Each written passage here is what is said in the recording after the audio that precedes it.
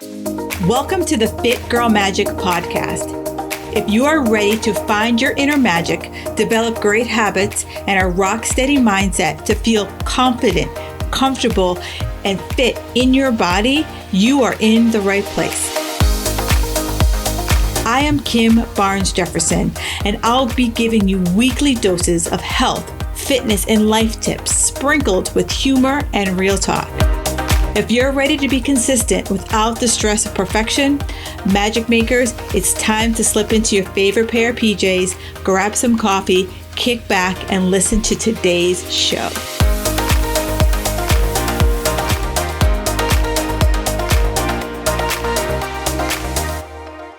Hey, Magic Makers, another iTunes review of the week. We have it from Deb ROBR33ANT. She says, Kim is so lively and interesting to listen to. She makes healthy living easy by giving so much good quality information that is doable. There isn't a subject she doesn't explore around mind and body. Always a great listen. Oh, that's exactly why I started the podcast. And that's exactly why I continue to do the podcast. And I'm always wide open to any of you sharing any topics that you want to hear, have a guest on. You know, I wrote something 3 years ago. There's about 70 different topics, and I am shockingly blowing through them all. So at any point you want to listen to something, have a guest expert, please let me know.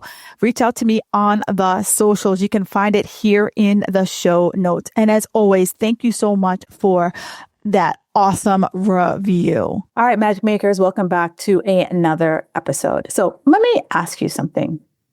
Who taught us that it only counts if it all gets done?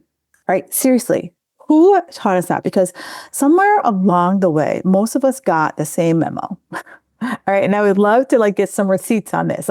We need to track everything, never miss anything, meal prep in those tiny plastic little things, eat the same shit over and over again, get up at 5 a.m., work out hard, eat cleaner. You know what I'm saying. And if you miss one step, girl, you were starting all over again on Monday. And so we accepted it, right? We said, okay, that's the deal. Health came with this all or nothing contract, but no one bothered to read the fine print. Right? It's kind of we all get those terms of agreement that we're signing up for, when one of our apps update and we're like, I don't even know what half this crap says, but I want to watch my Netflix. So we just check the box and we move on. And so if you're a woman over 40, you've probably got a double dose of this programming, because most of us were raised on this whole diet culture that halfway doesn't count. If I don't get it perfect, it doesn't count. I have to be all in or I'm all out. So if we end up, for most of us, we end up not doing anything if we can't do everything. Sound familiar? I know it did for me, right? Because I lived that system at the highest level for, I'm embarrassed to tell you how long, right? Back when I was doing fitness competitions, I was the poster child for all or nothing. I thought I was being so good, right? It would start January 1st. My last show was roughly the last week of June. January 1st, I was on the wagon, meal prep, cardio, tracking, everything measured within an inch of my life. Everything controlled. And then when that last competition happened in June, I lost my shit. Not because I was lazy, right? Because I was like, I earned this. I worked my ass off for the last 6 months and I deserve to do whatever the bleep I want, right? Because that competition lifestyle, so many people fantasize about it. It was never built for real life. It was never meant to be sustainable. And despite my coach's best advice, I was like, you don't know, right? I had to learn the lessons myself, right? I had to know that I swung in the complete opposite direction, ate and drank like a freaking nut job, telling me that I deserved it, right? I sacrificed for 6 months. I gave up my fun. I gave up my social life. I gave up. Girlfriend, you aren't winning Mercedes. You gave up because you wanted to. You sacrifice that, thinking in your mind, like, that's what you got to do if you're disciplined. That's what you got to do if you're motivated, right? And so then August would come and I would start thinking about my fall competitions. And then I'd go swing right back. Restriction zone, swing, like just swing it far, it would either be like the pendulum would be like far right or the pendulum would be far left, right? That's how it worked for me. There was no like in the middle. I thought middle, like you were weak if you were middle. And honestly, if I look back, I was exhausted, right? Because I was either spending so much time white knuckling, proving that I could do this, mindset jetting myself into getting up at 5 a.m. to go to the damn gym. To the other side, waking up like a bloated belly, hungover, and just being like, oh my God, I really shouldn't have done that. I really need to go to the gym today. And I really, really, really, really, and so it just was like, be this like box or be this like freaking crazy person. And so when I watched the same thing, so then I stopped competing and I started seeing the same thing with a lot of women, right? A lot of women had this disordered approach to health and fitness. And I would see a lot of women, on social media talk about how they crushed this 30-day challenge or this 75-day challenge, and they would be amazing. And then I was like, okay, girl, like maybe you're like me after my competitions. I didn't know how to like re-enter the world. And then I see the same thing for my clients, for these other women who did these, 30-day challenge, 12-week challenges, day 31 would show up, vacation would happen, life would happen, and then everything would unravel. Like not because they failed, because the challenge failed them, because the challenge was never designed for their life. Like the life that you exist, the life that says, oh, you were up late last night with your kid and you can't go to the gym at 6 a.m., we don't account for that. Oh, you have to travel for work and there isn't a gym that you could spend at 2 hours working out. Sorry, got to start all over again, right? That's what I started realizing, that maybe we were just asking the wrong question of ourselves. Maybe the goal wasn't how much can I do? Maybe the goal was like, what can I actually keep doing? What can I actually keep doing instead of getting it through for day 30 or getting it through for day 75? What can I do on day 300? Right? And so now I want to specifically talk about summer, because every year I see women fall into the two camps, right? Because I was one of those campers, proudly wearing the t-shirt. Camp one, summer's busy. I will get back on track in September. The kids are home. The grandkids are visiting. Vacations, beach days, cookouts, life's just messy. So then basically health, Labor Day, it'll wait. And I'll pick it right back up. And then there's the second camp, my type A ladies. Hello, I am a recovering type A perfectionist as well. These women are like, okay, July has to look exactly like February. Same workouts, same schedule, same expectations. And then when life gets in the way, when you go on the vacation, you go for a long weekend, it's your fault. It's your fault that you didn't get up at 5 a.m. when you're at the lake and swim the lake before everyone got up, right? It's your fault that, God forbid, you have an ice cream cone with your kid on vacation, right? You make it about you're failing, because somewhere along the way, changing your plans, making a shift feels like failure, because we were always taught it had to look a specific way. And neither approach works. One says, screw it. And one says, don't change a damn thing. If you can't fit it all into this box, you suck. And every year I see women bounce between the two. And then here's what brings me to this, what I call my Bruce Lee moment. And if you don't know who Bruce Lee is, he was a famous martial artist in the, I definitely say 70s, maybe into the 80s. And so Bruce Willis, ding dong. Yeah, everyone knows who Bruce Willis is. I'm talking about Bruce Lee. Bruce Lee didn't become Bruce Lee because he followed one martial arts style. He took several different forms of martial arts and he made it his own, right? He kept what worked and dropped the rest. If, and, you know, remember, like and I feel like we're doing the same thing with our health, right? We say, oh, I'm keto. And I got to check every keto box to be keto. Oh, I'm vegan. I got to check every vegan box to be vegan or paleo, whatever the bleep diet you are or program that you are following. If I am not checking all the boxes, what am I doing? Right? We're constantly trying to force ourselves into the perfect plan, the food rules, the schedule, the routine. And then why not, instead of kind of making sure like you have the rules like it's, a board game, like you're starting a game of Monopoly, why don't we say, okay, let's take a peek. What's working? Like out of all the rules, what's working for me? And if it's not going to work for me, I'm going to leave it. Right? It's like I like to think of it as like you're at a buffet. You go to a buffet. Do you eat everything on the buffet line?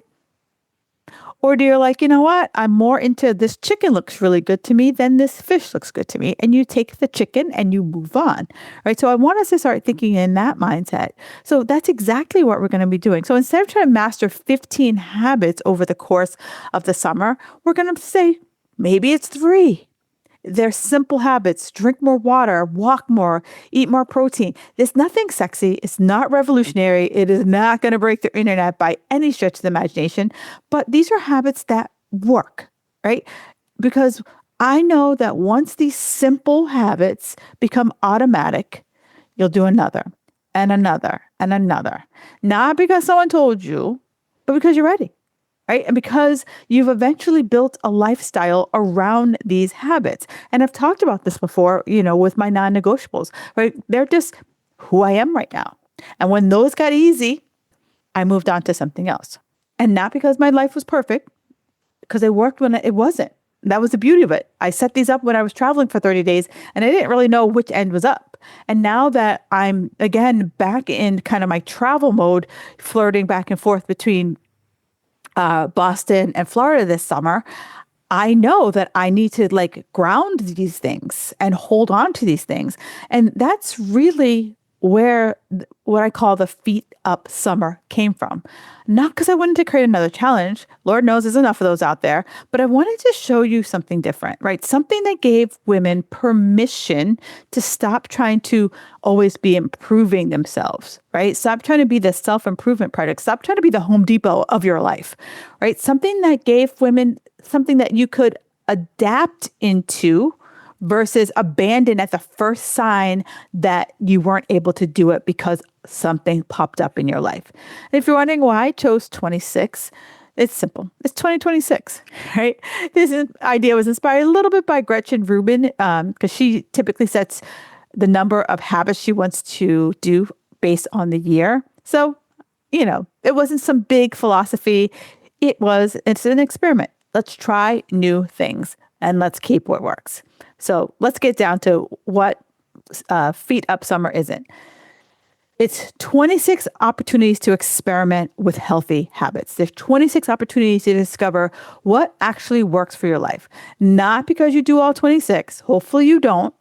But it's because I don't want you to become the world's greatest habit collector. I am sure, in my old office, I had a whole bookshelf of diet books that I have read over the years. I was a diet book collector. I don't want you to be a habit collector here.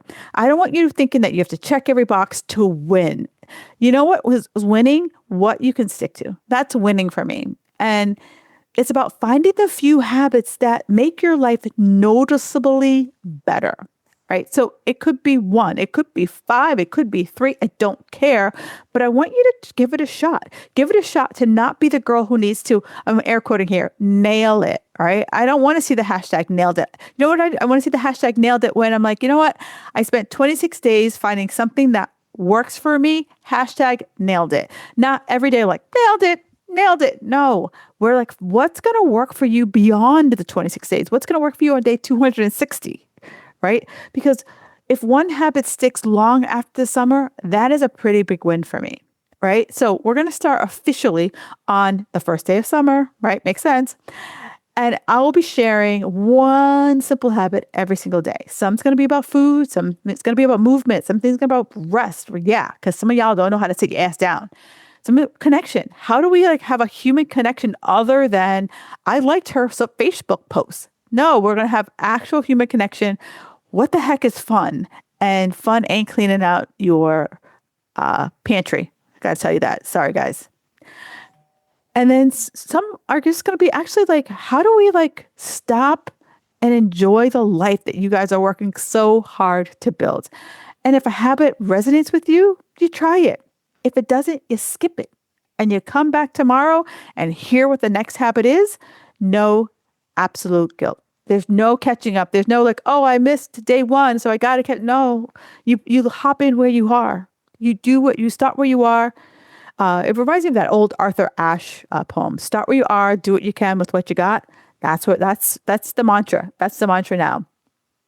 Because there's no gold stars if you get all 26. That's not what's happening here. I want you to think about it like a menu, right? The buffet. We're walking through the buffet. What lights you up? What makes it feel like, yeah, I want to give that a shot today. Right? These aren't, I'm going to say mandates, right? And so we're going to be hanging out in my Fit Girl Magic Facebook group for a little extra accountability, a little bit more encouragement. And yes, you will get a chance to earn some merit badge. Think Girl Scouts, but for grown-ass women, because honestly, I think we all deserve a few more stickers. And if you're a planner like me, I will be sending out week 1 on Friday, June 19th. So you get a sneak peek of the week before we officially kick things off. And if this sounds interesting to you, grab the details in the show notes. But before I go, I want to make it clear.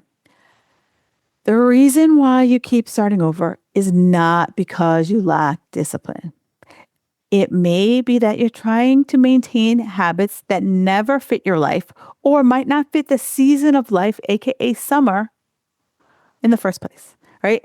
If you're trying to make your July look like your February, it's going to feel like a struggle.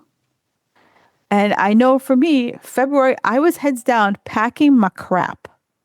But July, I got a little bit more space. Like I finally moved and now we're like just starting to figure out where things should go. So there's a less timeline driven. Like the moving truck isn't coming. The moving truck is gone. So now I got a little bit more freedom to move around, right? Maybe you're just tired of following rules and you're just like, I am so over the rules and I just want to find a way to be healthy and fit and look in the mirror and like what I see without having to like hustle and grind.